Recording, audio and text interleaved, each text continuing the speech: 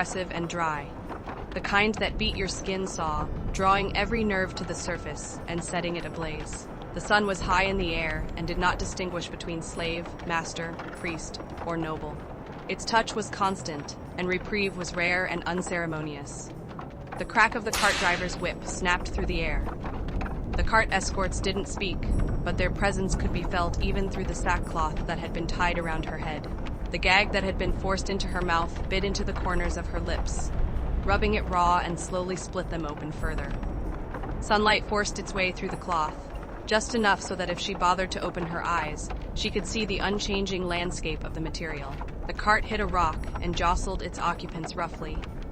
It threw her back without care, but the iron shackles around her wrists were pulled taut, and they bit into her skin once more, adding to the growing wound they had been creating over the course of several days. She was jostled against the two souls bound on either side of her, both larger, and both insistent on her keeping off of them, as they each rammed a shoulder or elbow into her. At this point, there were only two things keeping her alive. The first was the water that was dumped over her head 3 times a day. It would soak into the gag, and she would suck it out for her very life. The second was hate. The hate allowed her to lower herself into her bothering to ingest the water.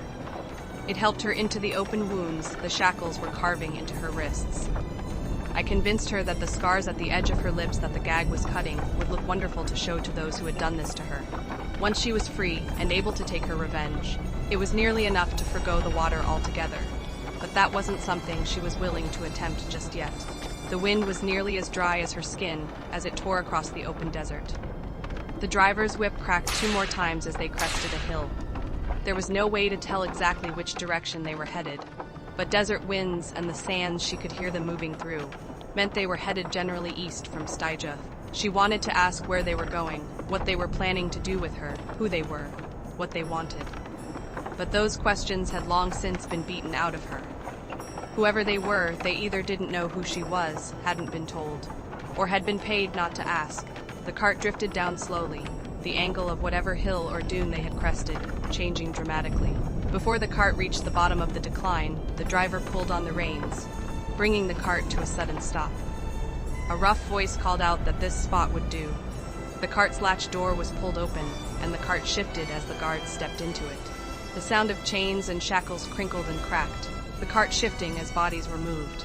She let out a dry hiss, as her arms were snatched up. The chain holding her in place was removed, and she was hoisted by the shackles still bound to her wrists, leaving her feet to dangle in the air.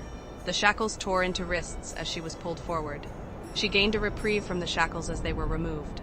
A moment later, something new was locked around her left wrist, then was hoisted up and thrown into the air. She landed in sand, and the momentum carried her into a tumultuous roll.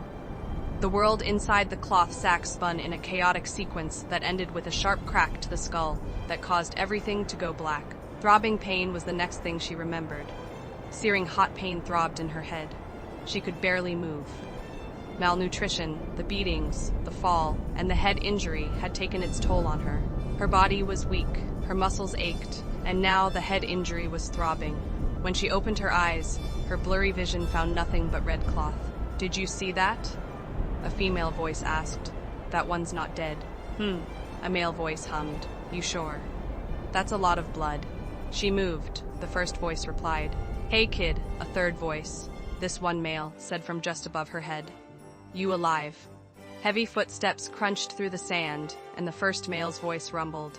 "You're a fool. You saw the way they treated her, gagged, hooded, only given water. And look at the blood. She's probably in no state to stand, let alone talk. What do you think a kid could have done to earn a seat on a prisoner caravan?" The second male asked as he worked the drawstring on the cloth covering her head. The cloth was pulled away and sunlight stung her eyes, temporarily blinding her after so long inside the cloth's confines. "That's a lot of..." The female's voice was cut off. "Hair." The second male's voice interrupted. "Blood," the first male said gravely. Their images slowly went from blurred silhouettes, solidifying into individuals. There was a well-built, dark-skinned man with short-cropped hair and dark eyes kneeling beside her. A blonde woman with sun-kissed light skin and blue eyes looked down at her with a discerning gaze. Then, there was a much taller, far more muscular man with longer brown hair and thick beard towering over the other two. The woman knelt down and pulled a water skin from her hip. She brought it to the captive's lips and tilted it, letting water gently flow. Drink slowly. The former captive swallowed the water in small doses, and for a few minutes no one said anything as they watched her. Her red hair spilled onto the sand like lava and curtained around her small frame. When she was satisfied, she pulled her head back from the water skin. "Thank you," she said, her voice still weak. The blonde reached out and brushed some of the wild red hair from the girl's face. What could a child have done to be treated so viciously? She coughed, her throat still dry despite the water. She coughed again, and again. "I am no child. I am."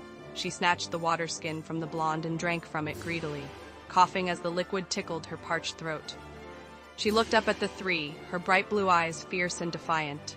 "I am Merida Oradum, priestess of Set, daughter of Lord Perith Oradum." The trio stiffened subconsciously at the announcement. Stygia was the reason most of them had ended up in their situation. Stygian royalty held power and influence. Priests and priestesses of Set were notoriously cunning and manipulative, and many wielded sorcerous powers. The dark-skinned man scowled and spat. "Stygian nobility. And a priestess at that. Whose porridge did you piss in to end up here?" Merida's face tightened in anger. She could name dozens of people in the priesthood, and more so in the nobility, even among her own family, that likely would have moved against her in their fear of her growing influence. "Best not to dwell on it for now," the taller man said. He stepped forward, and his shadow blanketed the two women. "You need to get that head wound looked at, and unless you can do it yourself, priestess, then you would be wise to join us at our camp." The dark-skinned man stood, staring up at the other, coming up only to the giant's shoulder. "Farron, you would invite a Stygian to join us?" Farron motioned to Merida. "What, Alhan? Do you fear so small a creature? The size of a priestess of Set has nothing to do with the power of her sorcery." Alhan shook his head. "We do not know what magic she wields." "If any," Farron snorted. "A great deal if the way they bound her was any combination," the blonde said. "Gagged. Hooded. Wrists bound and chained. They did not want anyone to know who they were transporting or risk her casting spells." Farron looked down at Merida. "Well, priestess, is there truth to Serena's words? Were you bound to prevent sorcery?" Merida craned her neck to look up at Farron. "In Stygia, my magic would be the least of one's worries. They bound me to stop the guards from knowing who I am less. They see me freed, and my wrath turned upon any I thought might be guilty of my abduction. But," she said, letting the idea settle, "yes, I can wield sorcery." The trio looked at each other after the admission, silently assessing the threat. "I posed if given the chance to recover." The priestess hissed as she held her left arm up to inspect the serpent-shaped bracelet the kidnappers had placed on her wrist. Her eyes narrowed. "Those wretched, spiteful cowards. They left me in the exiled lands." The serpent bracelet attached to her was a special type of shackle with magic that would kill the wearer, should they move beyond the border of the exiled lands. They hadn't simply tried to banish her, they had all but imprisoned her. Prisoners sent to the exiled lands were sent there as a means of making them disappear, while still keeping them useful. Stygian patrols regularly came through the area to collect artifacts or minerals that the prisoners would collect in exchange for food or supplies to continue surviving in the area. They had left her alive to scrounge in the dirt and ruins for their prosperity. She would ensure that they would pay dearly for such a simple mistake. "They should have killed me when they had the chance," she spat. Alhan cackled. "Oh, are you somehow going to take your revenge from here?" "No," the redhead growled as she found her feet and stood, her eyes tightening against the pain in her skull. "I will take my revenge by walking back into Stygia and slaughtering every person I can think of that might have put me here. Then I will hunt their families, their friends, their acquaintances. I will drag the remains of their ancestors from their families' tombs and scatter them in the Styx. I will burn them all to the ground." Serena stepped back from the furious priestess. Farron crossed his arms and looked down at her in concern. Alhan's face lit up in a grin. "I like her now," Alhan chuckled. "But I'm curious how you plan to do that with that bracelet, still attached to your arm." Merida snorted in defiance. "The bracelets are controlled by magic, and they put one on someone well-versed in sorcery. I will find a way to remove it, and once I do, I'll remove them from anyone who will join me in taking my revenge.